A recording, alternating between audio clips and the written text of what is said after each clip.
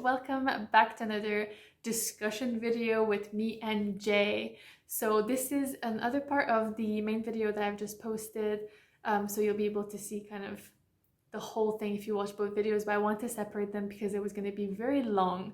But I really wanted to post this video separately to post more of this conversation about The Family Fang by Kevin Wilson, because it was a very interesting book. There's so much to talk about, and I just loved Jay's enthusiasm about it, and she clearly just loved to be able to talk about it to someone.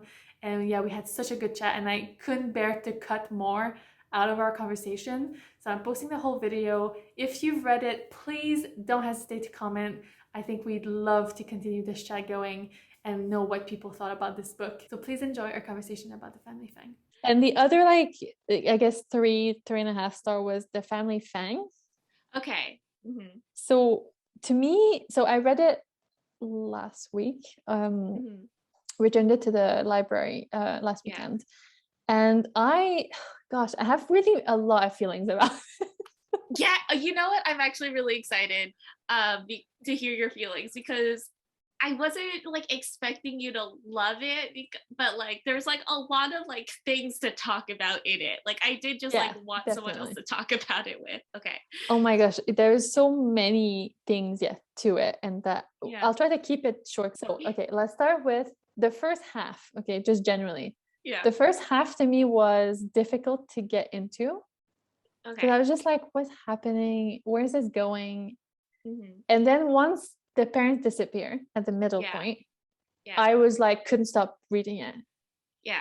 Because I was suddenly like plunged into this, like, I don't know, it felt like there was a stake, because at the beginning I didn't really know where the stake was, because it alternates between when they were children and when they're adults. And it's really interesting because it's only about quarter to the book that I realized there were years.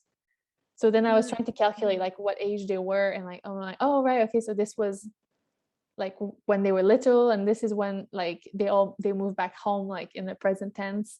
So it was really interesting to see that. But yeah, I didn't feel like there was a stake to it at first. I was just like, what's happening? So I really loved the second half, especially. Also, like the going between the past and the present was really interesting, because I think it really highlights the sort of trauma, right, that they actually have gone through, and how it's all fun and games, like, you know, in the beginning when you see like the stuff they did as children with their parents, but like the impact it clearly has had on them as adults was, I think, really well portrayed. I especially like the girl character. I forget her name. Child A. Or Annie. Child A. I love how those parents, they're like the fucking worst. They refer to their children as child A and child B. I know. At first I was like, oh, okay, child 1 and child 2, and then I realized that's actually how they named them, Annie and Buster, and I was just like, oh my god. I know, it's so funny. But yeah, I thought that was really well done. I really like Annie. I thought her arc as like from child, and obviously you see through the different flashbacks how she ends up going into acting. And I thought that was so good. And I love also like the way that it's portrayed of her sexuality in Hollywood, and like clearly the double standard, and like that is for women, and like when it's like, yeah, sure, film the topless scene, and then show up topless, and they're like, oh my god, what a slut. It's just like, oh my god. So I just loved all those aspects.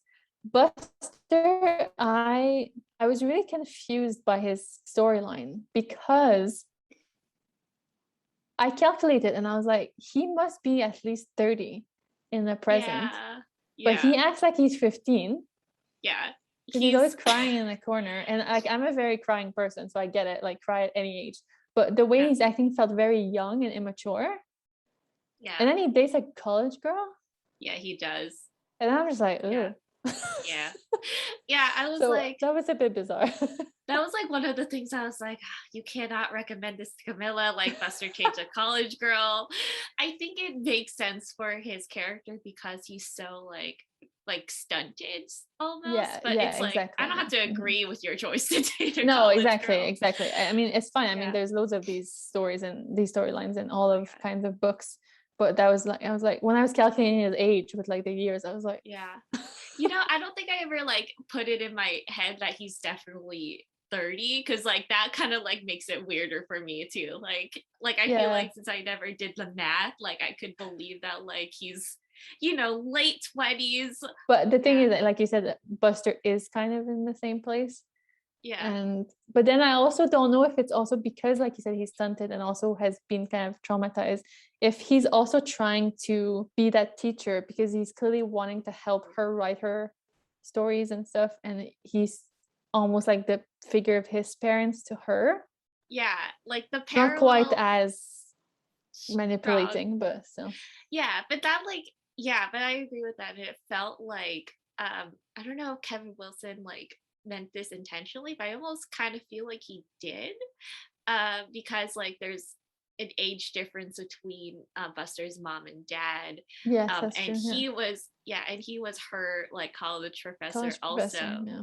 Mm-hmm. Yeah. So I think it's like weird that like to portray like Buster's relationship is kind of portrayed as like a healthy one. Like that's like kind of like his happy ending. And I don't know how I feel about that. Well, I Kevin guess because we Wilson, don't really yeah, know where it goes, right? So it's that's almost like, true. and these Jane Austen, they're all on like end at the wedding, and they're like happy ever after, and you're like, yeah, what happens for 10 years Yeah, later? yeah.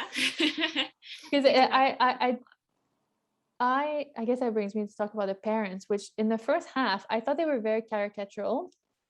Mhm. So I struggled to dislike them or to like them because I thought they were just like being portrayed as like the crazy Yeah, artsy like parents, you know. And then when they disappear, I was also sure that they weren't dead because I was just like, clearly it's some sort of stunt. Like I yeah, was very much like on Annie's side. She's just like, whatever, they've done this, we can't let them control our lives. And I think like she had this kind of mature, maybe it's also like a firstborn thing, mhm, and then, like also because Buster was the younger one, he's clearly stayed at home longer, mhm. alone as well because she was gone to Hollywood. So maybe like that's why he felt a bit more dependent on their presence because he Yeah, was so desperate for them to be alive. yeah, yeah. I think Buster wants an authority figure. Like I don't think he feels Yeah. ready to be on his own. Yeah, yeah, the still storyline, even with like the potato hit like shooting him in the face, which I thought was a great scene. Yeah, Especially like it's very nihilistic, like in terms of he's just like, whatever, shoot me, I'm over it. Like yeah, I I like that, but also I was just like, what was it about? Like what was it for? Like a lot of his yeah, storyline just feel like so aimless, but I guess that's yeah, because he was aimless, so there's that. yeah. And I mean like I totally agree with what you're saying about like how like I mean Buster's story is aimless, and like because of that like well not necessarily because of that, but in that vein like the story like you don't know what the conflict is until like halfway through the book when the parents Yeah. disappear. Like I don't know what I would cut, but like yeah, you could definitely cut a lot of things, like just like have one scene where like it indicates like Buster's kind of like the hot mess express of the family. Yeah, yeah, definitely. I think a lot of his scenes definitely just express that kind of character essence. Yeah. Yeah. No, I get that. But like, oh I my god. Yeah. I guess like it's a bit spoiler, so people who don't want to know the end can skip if we Yeah. include this. But I I it's so funny because you know like when they do the exhibit, Yes. I really did expect the parents to show up. Hmm. So that's really interesting when it didn't, and I was like, oh, Yeah. um, and I love the way that they figure it out to that song. I thought that was Yes. so well done. And That then was when so they good. both start like that, the whole scene, I can picture in my mind. When I was reading it, I just love the whole scene when she arrives and she's like, "What the fuck is this?" Yeah. And the girlfriend's just like, Yes. "What's going on?" Oh my god. Yes, like that like I kind of liked like it came out of nowhere, or Yeah, like the foreshadowing was so good. I never would have expected like the song that they wrote as part of like their parents' like art performance, like the Yeah, shitty song to like come back in any way. I know. Yeah, Yeah. Yeah. Oh my god, it was so good. And then like Annie like comes in, she like absolutely recognizes this song. Like, yeah. what was it? It was like this world is the worst, it's unforgiving, kill all Let's parents kill so all you can parents. keep on so you can keep living. It's amazing. I got it. I know, and even Yeah. like the messaging of it, right? Because they're pretending to be dead, and like I just loved it. It was just so good. That Yeah. was yeah, I think that was my favorite kind of section of the book. Yeah. And then them going to find the parents. Hmm. It's funny because I feel like I loved a lot of the flashbacks with a mom and how she basically almost was coerced into stopping her own art to Yeah. follow his version of what he Yeah. thought was art, and how much she loved the children. And I felt very sad for her.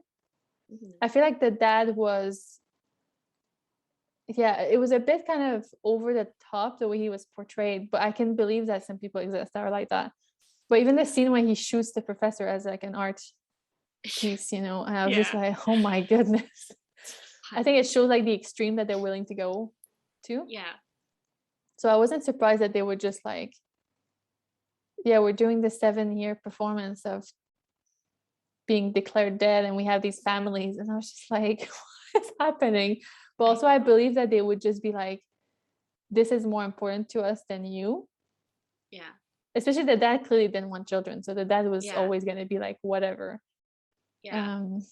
So yeah, I just thought that was well done. And I just loved Annie's like, okay, fine. Like I love her independence of it, and how she was just like, I can do well without you. Yeah. I really like that. Like the ending like really like hit like when they're like they crack this mystery, they find out that their parents aren't dead, and then like they have this like last meeting and the parents are like like Annie like proposes the ultimatum of like, this is if like this will be the last time you see us, like Yeah. we cannot like engage with you anymore because you've given us so much trauma. And then we're like, okay, like that's fine. Yeah. And it's They like, pick the art, yeah. Mhm. yeah, it's like like, and yeah, that was so realistic for the dad to do, because like the dad never wanted kids. The Yeah. mom clearly had a connection to her children, but it was like she's so like, I'm kind of conflicted because I feel like as a like the reader, like it's clear that the mom has been like brainwashed by the Yeah. dad, like like even like you mentioned like her being coerced into like give up her art, like the mom like like the mom is really like following this guy's like version of art, and she doesn't like get to have like an artistic identity outside of herself. Mm. Like they also talk about how she like her family didn't like him and like she cut off contact with them.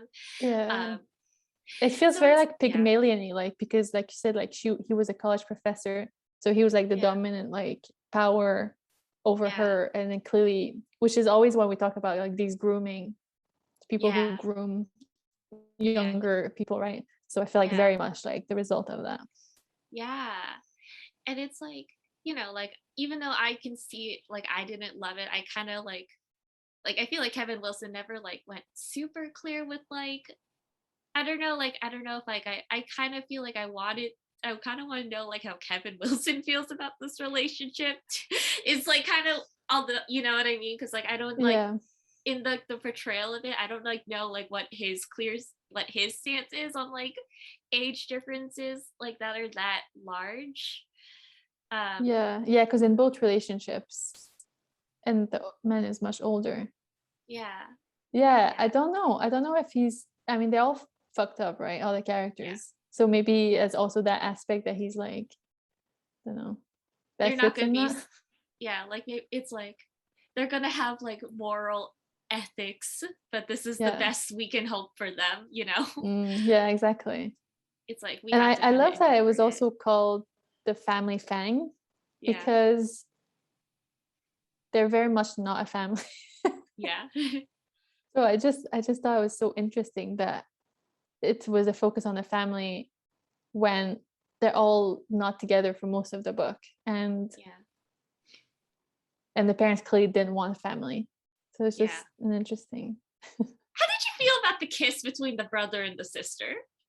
Oh yeah. Oh yeah. That's a good question. Actually, I'd almost forgotten that. I thought that was really interesting because for me, Mhm. that you can see that that's a real turning point Yeah. of them being like, when they realize that their parents made that happen. Mhm. Because I like Annie's perspective when she's just like, I don't care, like I'm an actor, I'm just gonna do this, and Buster Yeah. is being him, Like, being all like not- weird about it. Yeah. So I kind of appreciated that. It clearly was like a peck, Yeah. like whatever. Yeah. Like some people kiss their children, right? So I don't think that that's much weirder It's than not like this. the weirdest thing. Yeah. Yeah. So I love that that was like the turning point when they realized that their parents arranged it, Yeah. and they're just like, okay, this is getting sick. Yeah. Yeah, that their parents manipulated them in a way, like, and I think like something that's so telling is that they were like we would have done it if you had just asked us. Like, Yeah, exactly. Yeah. it really like showed that like these parents don't like see them as like people or like see them as a part of this. Like they're seen as Well, like props. Yeah. I think in a it's way. definitely the prop thing, and I think that's also because of their own plans of these performance art pieces. That was almost a piece in itself. That the way that they reacted to how they were like that they were gonna kiss. Yeah.